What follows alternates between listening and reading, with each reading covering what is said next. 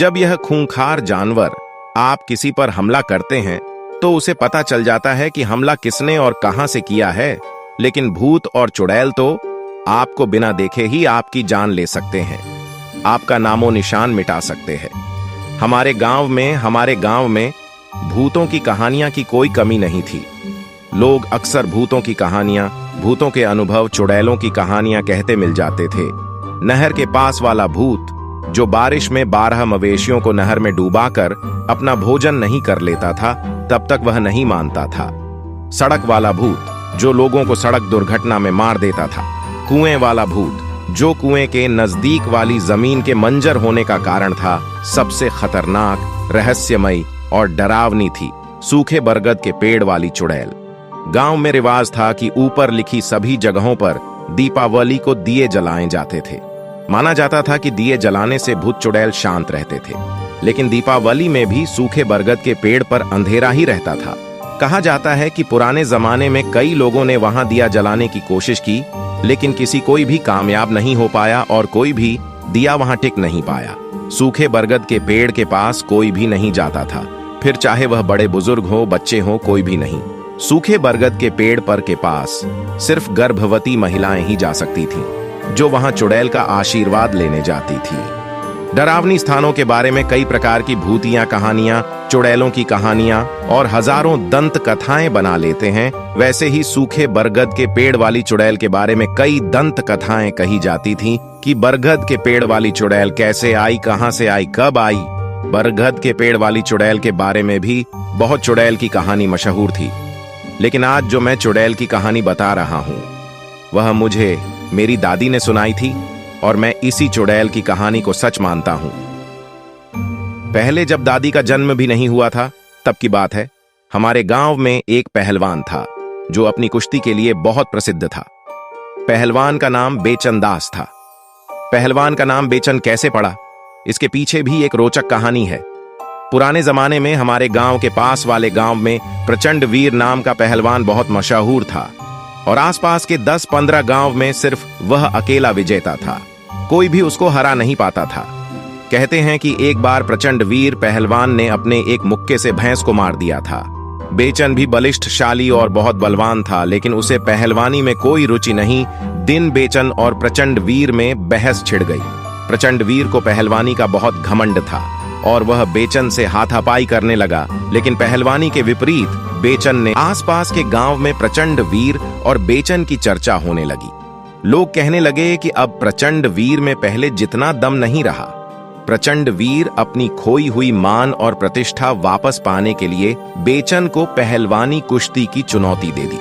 उस जमाने में बरगद का पेड़ बहुत हरा भरा था और बरगद के पेड़ के नीचे ही दंगल प्रचंड वीर और बेचन की कुश्ती का दंगल लगा था। लोग दूर दूर से कुश्ती देखने के लिए आए थे। लोग बताते हैं कि उस दिन प्रचंड वीर और बेचन दोनों अंधाधुंध लड़े। दोपहर से शाम हो गई, लेकिन दोनों लड़ते रहे। लोग भी उनको लगातार देखते रहे। कभी बेचन का पलड़ा भारी लगता तो कभी लगता कि प्रचंड वीर जीतने वाला है। अंत में सूरज डूबने से थोड़ी देर पहले पसीने और खून से लटपट बेचैन नहीं, प्रचंड वीर को दोनों हाथों से उठा। बरगद के पेड़ की जड़ों में दे मारा। सूर्य छुपने के साथ ही प्रचंड वीर की पहलवानी का भी सूरज अस्त हो गया। उसके बाद गांव वाले बेचन को कंधे पर उठाकर गांव में ले आए और उसी दिन से बेचैन का नाम बेचन दास पहलवान पड़ गया। उस जमाने में बहुत ही कम लोगों को बेचन दास पहलवान का असली नाम जानते थे। पहलवान की शादी त्रिलोचनी से हुई थी।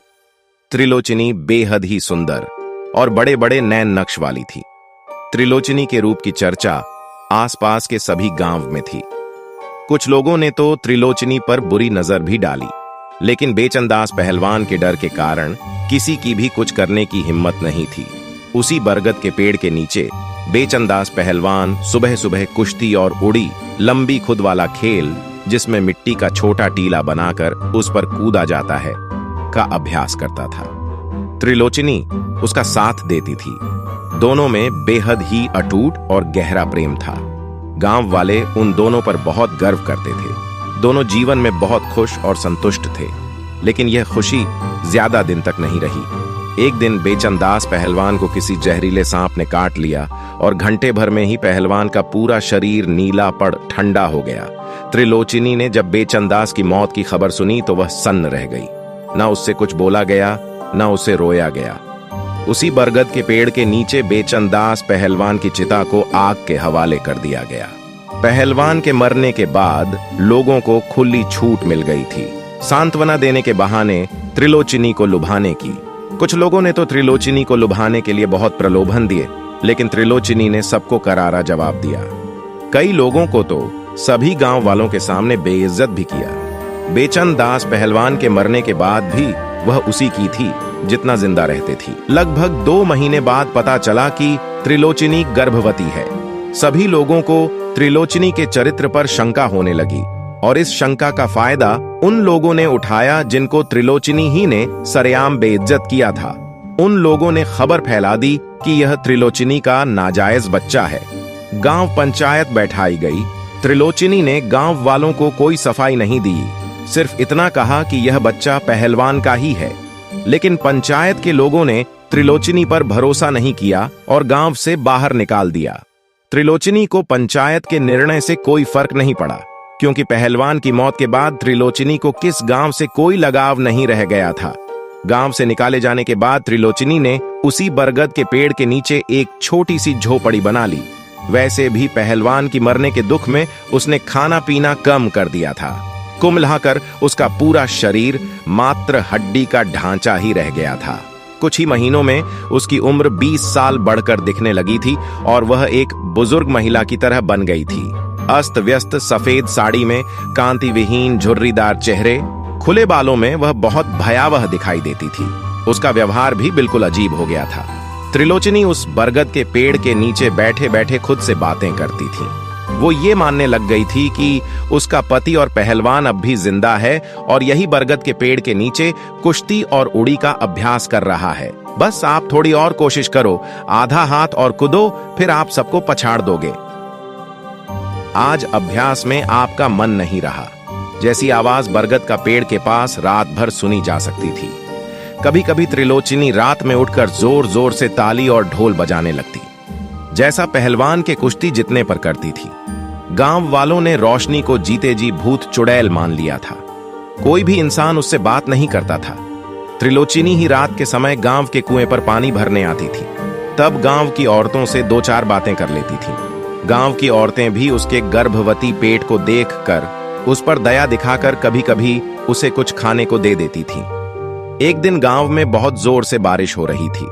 काले बादल, घनघोर अंधेरी रात में त्रिलोचनी प्रसव पीड़ा से तड़प रही थी और दर्द से जोर जोर से चिल्ला रही थी। तेरी रात में बिजली की चमक में, काली अंधेरी रात में बिजली की चमक से बरगद के पेड़ के नीचे बनी त्रिलोचन की झोपड़ी बहुत ही भयावह डरावनी लग रही थी। फिर भी गांव की एक औरत बहुत हिम्मत करके त्रिलोचनी के पास गई। त्रिलोचनी ने मरे हुए बच्चे को जन्म दिया था। उस औरत ने त्रिलोचनी को बताया कि बच्चा जिंदा नहीं है, मर गया है। तो त्रिलोचनी शेरनी की तरह उस औरत पर झपट्टी और उसके हाथ से अपना मरा हुआ बच्चा छीनते हुए बोली, नहीं, मेरा बच्चा जिंदा है, वह बस अभी सो रहा है। तुम यहां से भाग जाओ और मेरे बच्चे को सोने दो। त्रिलोचनी के दांत और आंखें बाहर आ गए थे। नाक और मुंह में खून उतर आया था। काली रात में चमकती बिजली की चमक से उसका चेहरा बहुत ही डरावना लग रहा था। वह औरत तुरंत वहां से भाग खड़ी हुई थी। 2 दिन तक त्रिलोचनी को किसी ने भी नहीं देखा था। बस बरगद के पेड़ के नीचे से लोरी की आवाज आती थी। फिर एक दिन त्रिलोचनी ने जरीदार रंग बिरंगी साड़ी निकाली जो उसने पहलवान से शादी करते समय पहनी थी। त्रिलोचन ने साड़ी पहनी, सारे गहने पहने और आंखें, चेहरों पर काजल लगाया और माथे पर ढेर सारा सिंदूर लगाकर कुएं पर पानी भरने आई। गांव की औरतों ने त्रिलोचनी से पूछा कि त्रिलोचनी, तुम्हें क्या हो गया है? ये कैसा भेष बना रखा है तुमने? एक बुढ़िया ने हुए की जगत पर पूछा, अरे काकी, आज नन्ही के बाबा यहाँ आने वाले हैं। वह नन्ही को देखकर बहुत खुश होंगे। नन्ही? कौन नन्ही? अरे काकी, मेरी छोटी बिटिया बहुत बदमाश है। वह पूरा दिन बस होती ही रहती हैं। अब इसके बाबा आएंगे तब जागेगी। इस पर बुढ़िया कुछ जवाब नहीं दे पाई, बस आंखें फाड़कर त्रिलोचनी को देखती रही। उसी रात त्रिलोचनी ने बरगद के पेड़ के नीचे बने झोपड़े के पास एक छोटा गड्ढा खोदा और अपनी मरी हुई बिटिया को उस गड्ढे में रखकर उसके पास अपने सारे गहने और कपड़े उतार कर रख दिया और गड्ढे को मिट्टी से ढक दिया। इसके बाद त्रिलोचनी ने एक सफेद साड़ी पहनी और दूसरी सफेद साड़ी से झोपड़ी के ऊपर चढ़कर खुद को फांसी लगा ली। कहा जाता है कि किसी की भी उसे झोपड़ी के पास जाने की हिम्मत नहीं हुई और त्रिलोचनी की लाश को गिद्धों ने नोच नोच कर खा डाला। त्रिलोचनी की सफेद साड़ी के चिथड़े भी कई दिनों तक बरगद के पेड़ पर ऐसे ही लटकते रहे थे। त्रिलोचनी की मौत के साल भर बाद बरगद का पेड़ भी सूख गया था, जिसका वैज्ञानिक कारण बताया जाता है कि बरगद के पेड़ के पास वाली नहर सूख गई थी। हो सकता है पेड़ के सूखने का कारण भी वह नहर ही हो। जब गांव में जन्म के समय 1-2 बच्चों की मौत हो गई तो लोग उसको त्रिलोचनी की घटना से जोड़ने लगे। गांव वालों ने तांत्रिक को बुलाकर बरगद के पेड़ के तने पर धागे लपेट दिए और झोपड़ी की जगह एक छोटा सा मंदिर बनवा दिया, जहां सिर्फ गर्भवती महिला ही जा सकती थी और धागा लपेटकर अपने बच्चे की सुरक्षा के लिए आशीर्वाद मांगते थी। मेरे दादाजी ना भी मेरे पिताजी के जन्म से पहले ही वहां जाकर भागी लपेटे थे और मेरी माताजी ने मेरे लिए भी ऐसा ही किया था। जब मैंने बहुत जिंदगी तब मेरी दादी ने मुझे यह कहानी सुनाई, जिसके बाद मैं कई रातों तक सो नहीं पाया था। आंख बंद करते ही बरगद का सूखा पेड़ और त्रिलोचनी की भयावह सूरत सामने आ जाती थी। उम्मीद है आपको बरगद के पेड़ वाली चुड़ैल की कहानी अच्छी लगी होगी। वैसे बड्ढे होने के बाद मैंने भूत प्रेतों पर विश्वास करना बंद कर दिया, लेकिन आज तक मेरी कभी हिम्मत नहीं हुई कि मैं उस बरगद के पेड़ को देखने जाऊं।